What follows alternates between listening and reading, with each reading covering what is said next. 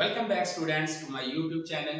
आज इस वीडियो के अंदर मैं आप लोगों को एनेस्थीसिया टेक्नोलॉजी के स्कोप के बारे में बताऊंगा। तो एनेस्थीसिया टेक्नोलॉजी ये प्रोग्राम क्या होता है, इसका स्कोप ऑफ प्रैक्टिस क्या है, इसका फ्यूचर क्या है, इसका कैरियर जो अपॉर्चुनिटीज इसके अंदर क्या क्या आती हैं, या इसकी सैलरीज कितनी होती हैं, पाकिस्तान में इसका क्या स्कोप है, आउट ऑफ कंट्री जो है अब्रॉड इसका क्या स्कोप होता है।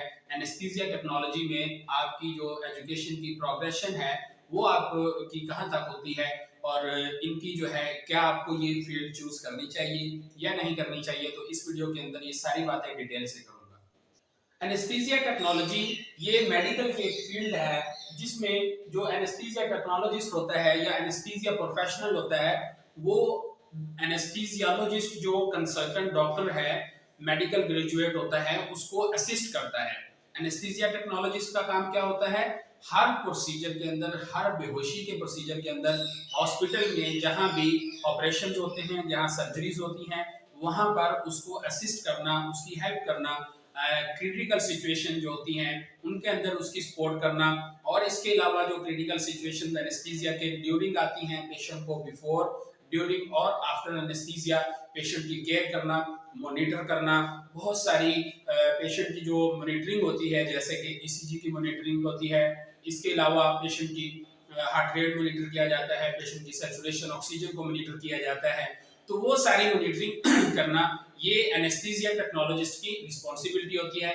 तो एनेस्थीसिया टेक्नोलॉजी आपको समझ में आ गया होगा कि ये एक ऐसी फील्ड है जिसमें ऑपरेशन के दौरान मरीज को पेन फ्री रखा जाता है, मरीज को बेहोशी दी जाती है, और उस फील्ड के अंदर जो प्रोफेशनल्स होते हैं, मेडिकल ग्रेजुएट होता है जिसको एनेस्थीसिया कंसल्टेंट या एनेस्थीसियोलॉजिस्ट कहते हैं, और उसके साथ असिस्टेंट होते हैं एनेस्थीसियोलॉजिस्ट असिस्टेंट, एनेस्थीसिया टेक्नोलॉजिस्ट होते हैं, और भी इनकी बहुत सारी रिस्पॉन्सिबिलिटीज होती हैं। तो आगे वीडियो के अंदर मैं आप लोगों को मजीद जो है वो स्टेप बाय स्टेप आपको गाइड करता हूँ कि एनेस्थीसिया टेक्नोलॉजी का क्या काम होता है। सबसे पहले बात करते हैं कि लेवल ऑफ एजुकेशन क्या है एनेस्थीसिया टेक्नोलॉजी के अंदर। स्टूडेंट्स, सबसे पहले जो बेसिक लेवल होता है, यानी आपने अगर मैट्रिकुलेशन किया है, मैट्रिक की है, 10th की है, उसके बाद आपको 2 ईयर का जो है वो डिप्लोमा करवाया जाता है।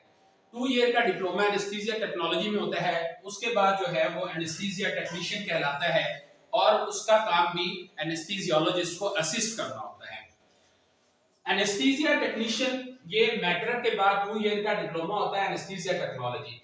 पहले इस तरह होता था कि सिर्फ डिप्लोमा किया जाता था, जिसको जो होती हर जो सूबा होता था उसकी अपनी फैकल्टी होती थी, जैसे पंजाब मेडिकल फैकल्टी है, केपीके मेडिकल फैकल्टी है, सिंध मेडिकल फैकल्टी है। ये फैकल्टीज जो होती थी उनको जो है वो सर्टिफाइड करती थी और उनको जो है स्कोप ऑफ प्रैक्टिस देती थी।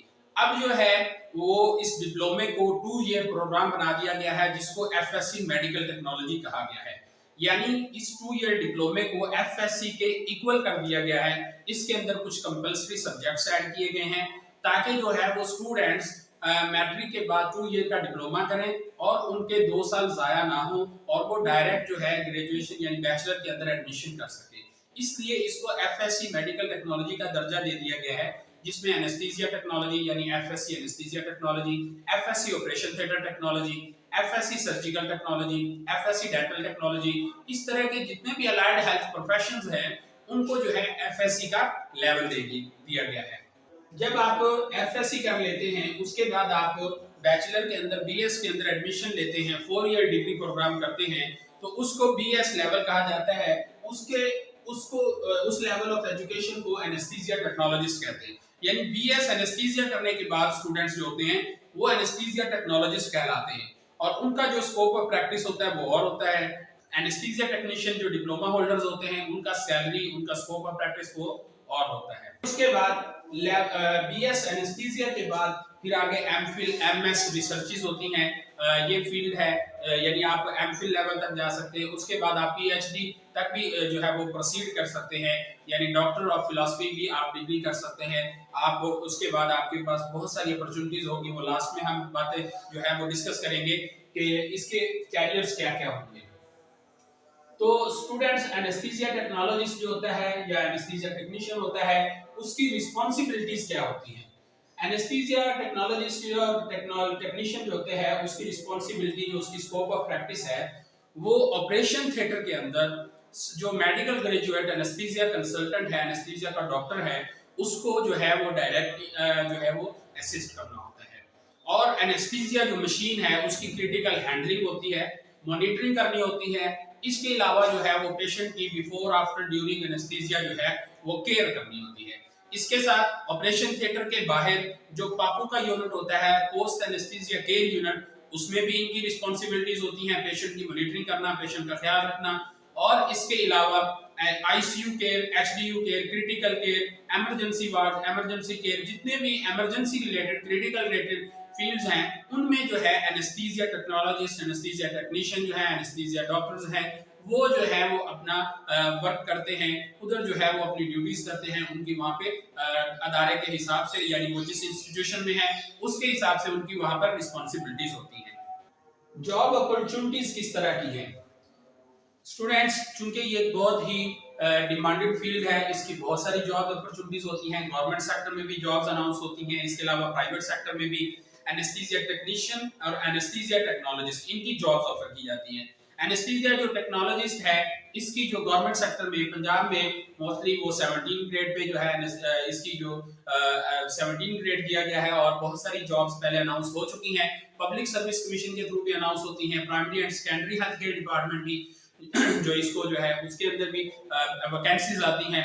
तो 17 स्केल 16 स्केल पे इनकी जो है वो पोस्टें आती हैं। तो आप एज एनेस्थीसिया टेक्नोलॉजिस्ट जो है वो हॉस्पिटल के अंदर, ऑपरेशन थिएटर के अंदर, या अपनी जो है वो स्कोप ऑफ प्रैक्टिस वहां पे जहां पे है ऑपरेशन थिएटर में, आईसीयू में, आप वहां पे इमरजेंसी केयर के अंदर, क्रिटिकल केयर के अंदर, वहां पर जो है अपनी जिम्मेदारियां अदा कर सकते हैं।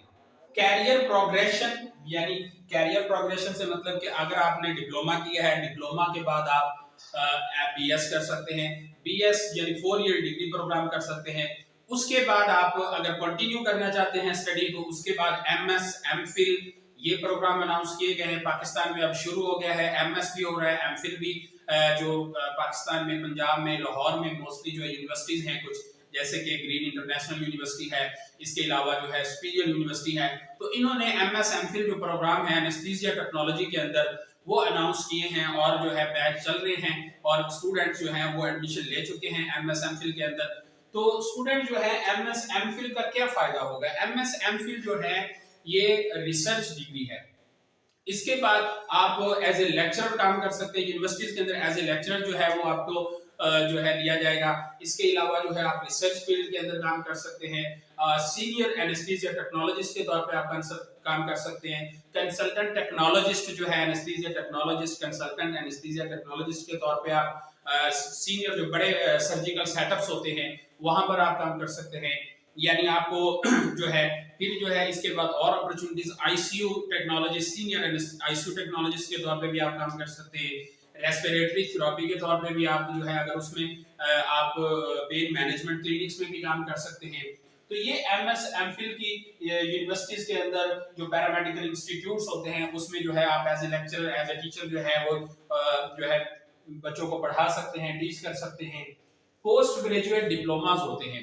बीएस लेवल के बाद, बीएस करने के बाद आपको कुछ पोस्ट ग्रेजुएट डिप्लोमास कुछ यूनिवर्सिटीज हैं पाकिस्तान में वो ना जो है ऑफर कर रही हैं, जैसे कि post graduate diploma in pain management है, post graduate diploma in emergency medicine है। तो ये कुछ ऐसे डिप्लोमा हैं जिनको करने के बाद आपके पास और ज्यादा कैरियर जो है आपका वसी हो जाता है, और अपॉर्चुनिटीज, आपको जॉब की अपॉर्चुनिटीज आती हैं। जैसे पोस्ट ग्रेजुएट डिप्लोमा अगर आपने पेन मैनेजमेंट में किया है तो आपको जो है वो पेन क्लिनिक्स के अंदर आपको हायर किया जाएगा। आप as a pain management technologist के तौर पे भी काम कर सकते हैं।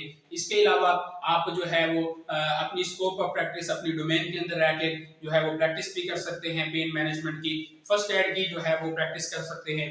इसके अलावा पीएचडी, जैसे कि ये हायर स्टडीज में आ जाता है। पोस्ट ग्रेजुएशन के बाद जो है वो आपने डॉक्टर लेवल की स्टडी करनी है। पोस्ट ग्रेजुएट आप यानी assistant professor, associate professor, professor level की, तो आप जो है वो यूनिवर्सिटीज के अंदर आपको हायर किया जाता है। यानी जहां पे भी रिसर्चेज होती हैं वहां पर आप एज ए सीनियर रिसर्चर के तौर पे आपको हायर किया जाता है। तो ये बहुत सारी वसी फील्ड होती है। Is it a good career choice? ये लास्ट में क्वेश्चन है कि क्या एक अच्छी चॉइस है कैरियर की एनेस्थीसिया टेक्नोलॉजी? स्टूडेंट्स बहुत सारे परेशान होते हैं कि वो जब मैट्रिक कर रहे होते हैं या उन्होंने एफएससी की होती है, तो उसके बाद बहुत सारे स्टूडेंट जो होते हैं वो परेशान है कि हम किस फील्ड में जाते हैं। तो अगर किसी ने एनेस्थीसिया के बारे में सुना है तो वो जो है वो जानना चाहता है कि एनेस्थीसिया टेक्नोलॉजी एक अच्छी फील्ड है कि नहीं। तो स्टूडेंट्स मैं आपको बता दूं, एनेस्थीसिया टेक्नोलॉजी एक बहुत अच्छा कैरियर है, ये गुड चॉइस होगी आपके लिए। और इसके बाद ये डिमांडेड फील्ड है, आपको बहुत सारी पाकिस्तान के अंदर नहीं बल्कि पूरी दुनिया के अंदर जो है वो आपको अपॉर्चुनिटीज मिलती हैं जॉब की, काम करने की। हाईली स्किल्ड बनाएं अपने आप को, हाईली स्किल्ड प्रोफेशनल्स जो हैं उनकी हर जगह पे स्कोप है, हर जगह पे डिमांड है। स्कोप जिस तरह लास्ट में मैं कहता हूँ डिग्री का भी होता है, और साथ ही स्कोप आपके अंदर जो है वो आपकी काबिलियत का होता है। आपके अंदर जितनी एबिलिटी है, आप जितने ज्यादा स्किल्ड पर्सन हैं, उतना ज्यादा आपका स्कोप होता है। सैलरी रेंज क्या होती है एनेस्थीसिया टेक्नोलॉजिस्ट की, एनेस्थीसिया टेक्नीशियन की? तो पाकिस्तान के अंदर एनेस्थीसिया टेक्नोलॉजी की जो सैलरी है वो 25,000 से लेकर जो है 1 लाख तक होती है। ये स्केल के हिसाब से भी होती है। इसके अलावा आपको जो है प्राइवेट सेक्टर के अंदर बहुत अच्छी सैलरी ऑफर की जाती है। गवर्नमेंट सेक्टर में तो इसका जो 16 ग्रेड है तो उसके हिसाब से सैलरी होगी, 17 ग्रेड है तो उसके हिसाब से। यानी अगर आप एंट्री लेवल के एनेस्थीसिया टेक्नोलॉजिस्ट हैं तो आपकी सैलरी जो है 50 to 60,000 तक होती है। अगर आप एक्सपीरियंस्ड हो जाते हैं, स्किल्ड हैं, तो आपकी ये 1 लाख प्लस भी चली जाती है। पाकिस्तान के आउट जो है जैसे दुबई है, गल्फ कंट्रीज हैं, तो वहां पर जो है ये 2000 दिरहम से लेकर इससे अबव ही सैलरी होती है। आप जितने ज्यादा एक्सपीरियंस होते जाते हैं उतनी ज्यादा आपकी सैलरी बढ़ती जाती है, आपकी डिमांड बढ़ती जाती है। तो उम्मीद है आपको एनेस्थीसिया टेक्नोलॉजी के बारे में समझ में आ गया होगा।